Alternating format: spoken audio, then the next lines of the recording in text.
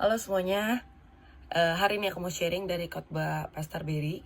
Dikatakan satu ayat yang sangat amat sering kita dengar, sering kita kutip, sering dunia pakai, tapi prakteknya sangat susah.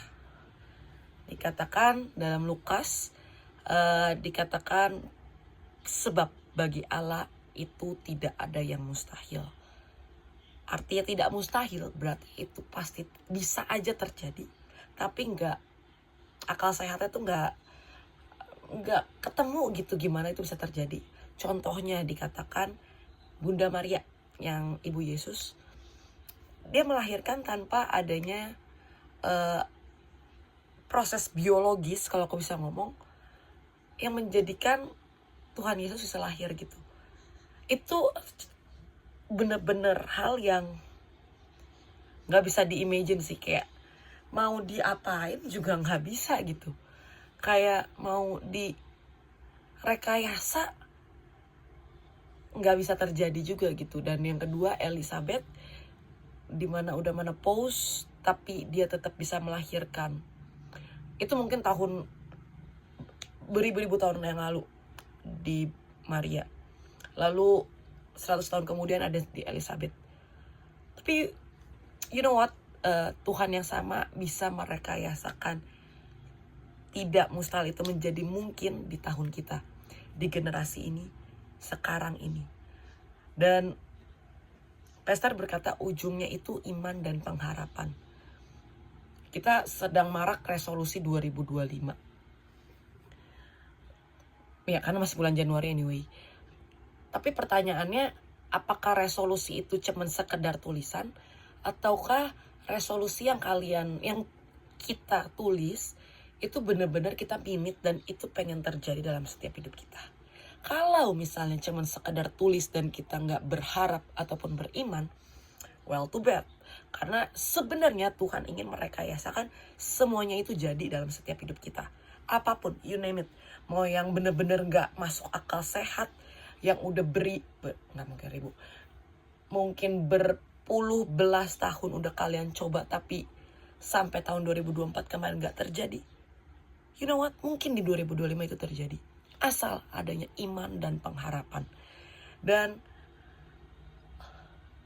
kita harus yang namanya menaikkan setiap iman itu, karena Tuhan tuh gak pernah menahan setiap berkat ataupun berlambat-lambat buat setiap hidup kita. Tapi sometimes Tuhan ingin build yang di dalam, build setiap karakter kita, build setiap pengenalan kita akan Tuhan. Karena setan itu dengan senang, dengan happy, membuat kita tuh jauh dari Tuhan, dengan cara kita mulai gak percaya sama Tuhan. Tapi hari ini I just want to share bahwa Tuhan itu benar-benar mengasihi setiap kita, dan Tuhan gak pernah menahan atau berlambat-lambat atas setiap hidup kita. Jangan tertipu dengan situasi, jangan tertipu dengan apa yang terjadi saat ini. Tapi ayo kita naikkan setiap iman dan pengharapan. Sekali lagi, sebab bagi Allah tidak ada yang mustahil. Itu statement di Alkitab iya, di dunia iya, di mana-mana ada gitu.